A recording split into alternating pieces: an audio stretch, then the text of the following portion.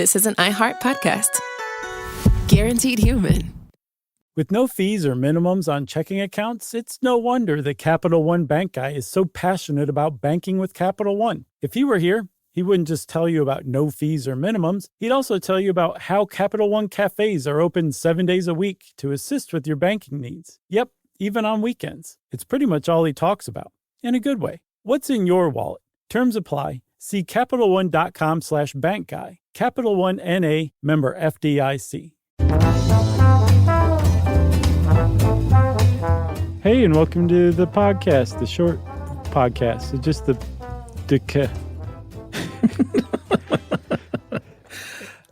I still look forward to those intros. Well, I'm sorry to let you down every time. You'll never learn, will you, Chip? No, I think it's great. I enjoy them. Well, good. I'm glad one of us does. So, we are talking today about Buddhism, which is an extraordinarily complex, nuanced, layered world religion, one of the big seven at least.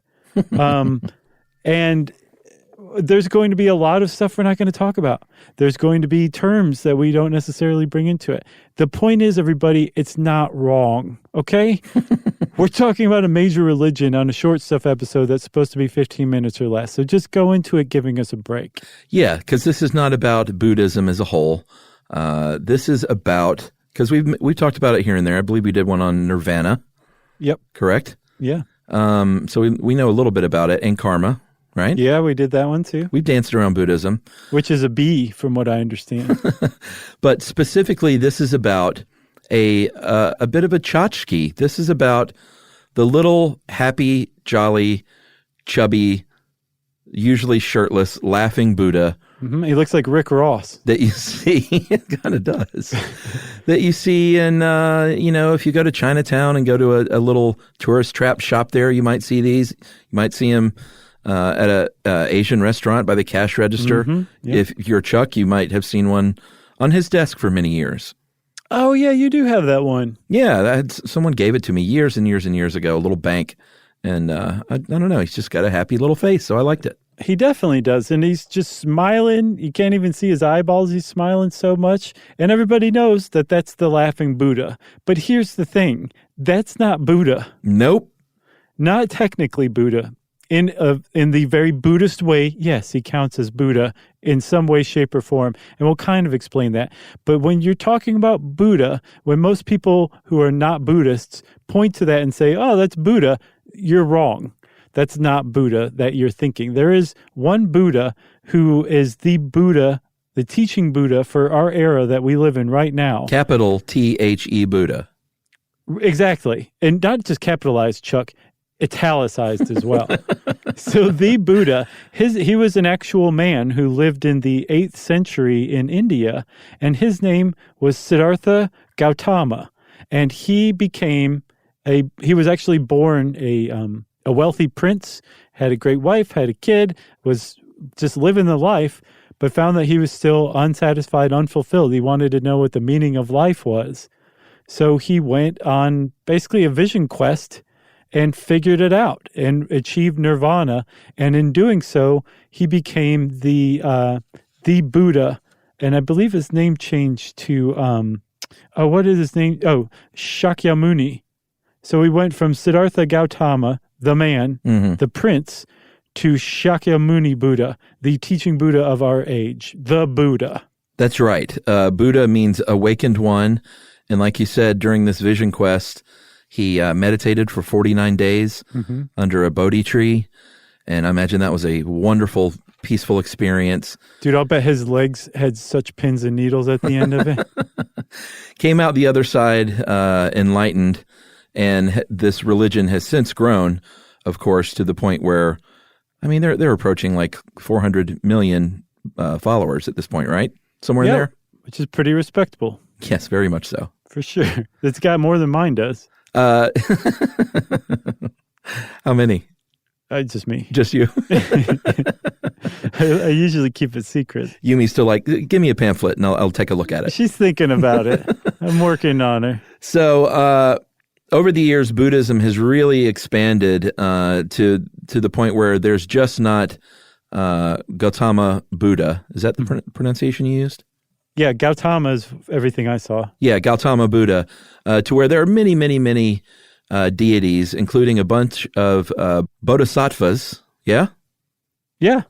Which, by the way, I was like, oh, yeah, Steely Dan, and ended up listening to Every Major Dude because I saw that word in print. Oh, man. I love me some Steely Dan. It's good stuff. So these it's sort of a term for these individuals who work for enlightenment for everyone. Yeah, I was like, okay, so, but what is it really? And it depends on who you ask. So if you're a practicing Buddhist who has really dedicated yourself to living the Buddhist life, to following the Buddhist path, you are technically a bodhisattva.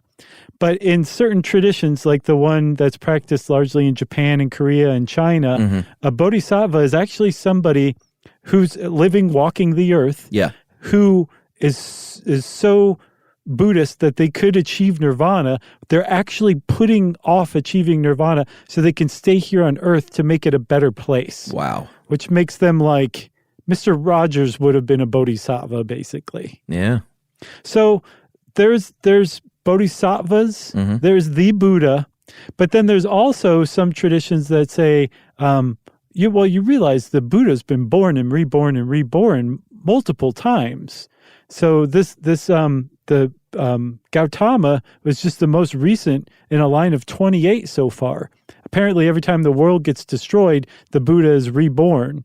And right now, in this incarnation of the world, Gautama became the teaching Buddha of our age. And then those reincarnated versions of the Buddha are called avatars. Yes. So you've got all of them being revered as deities as well. So it's kind of understandable how you could say, well, that guy technically qualifies as the laughing Buddha, but he's actually another individual, another historical figure from what we understand. That's right. And you know what? That's a great place for a little quick break. And we're going to come back and reveal who the laughing Buddha is once and for all right after this.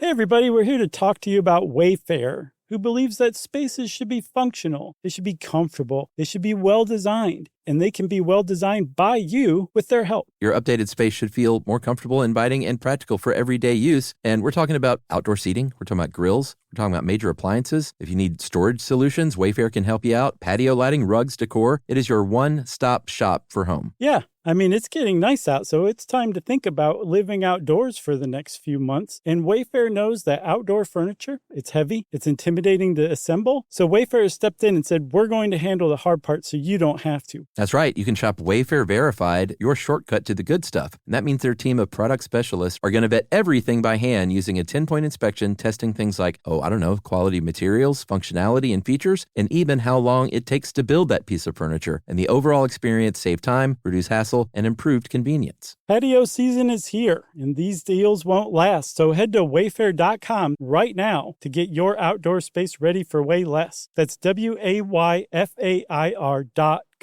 Wayfair, every style, every home.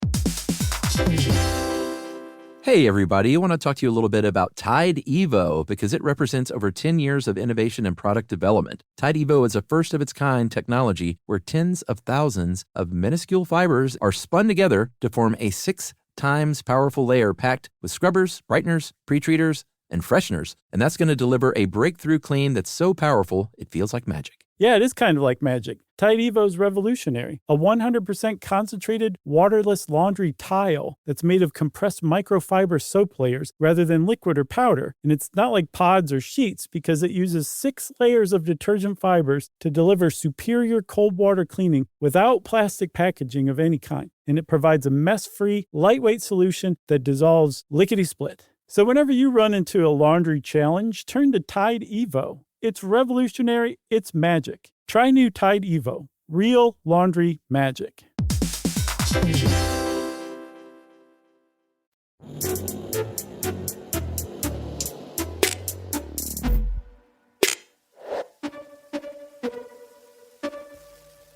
All right, so you said that the laughing Buddha was one of these avatars, a real human being who walked the earth. in 10th century.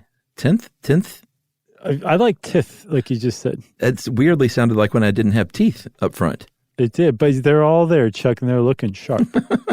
10th century Chinese monk whose name was not Buddha, but Budai.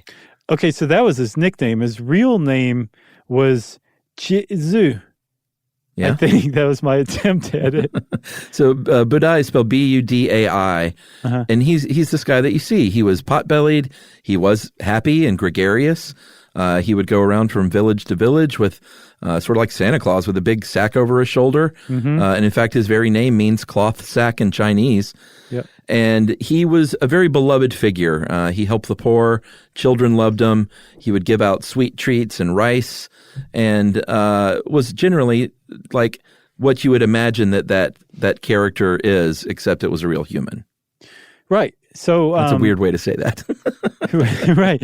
But he because of this sack of like goodies that he would give to children and the poor, and like you said, he was very Santa Claus-like. He started to become kind of associated as a Buddha that represented like abundance and plenty and contentment and fulfillment, kind of materially, but not necessarily, but in a very Buddhist way. And so the Laughing Buddha just became a very lovable, well-liked figure. Like he was just the kind of Buddha or Buddhist avatar that anybody could get into. That's right. But the thing that really kind of cemented his position in the pantheon of Buddhist deities was that he basically was a self-proclaimed incarnation of Buddha. Yeah. He wrote a poem on his deathbed in which he said basically like, hey guys, just want to let you know the truth. I'm actually the incarnation of the next teaching Buddha. Remember, we live in a certain era right now. Yeah. And Shakyamuni is the teaching Buddha. Well, the next time the world destroys itself, after it's reborn, the incarnation of the Buddha that I am, Maitreya, is going to come back, and then that Buddha will be the teaching Buddha for the next era. I was just coming by to say, what up, y'all? Have some stuff out of my goodie sack. Yeah, and just call me future Buddha. Right. So they did. So that cemented Budai's position in the pantheon of deities. But the reason why you see Budai next to a cash register is because over time, he became associated with restaurants and bartenders. Yeah, which is really, really interesting. And the only thing that sort of makes sense is, and people have researched this, but it became this imagery of this particular future Buddha became very popular in art and sculpture. And this started kind of cropping up in about the 15th century. Right. And then global trade starts expanding. 16th and 17th century, porcelain becomes a big thing. Mm-hmm. Ceramics becomes a big thing.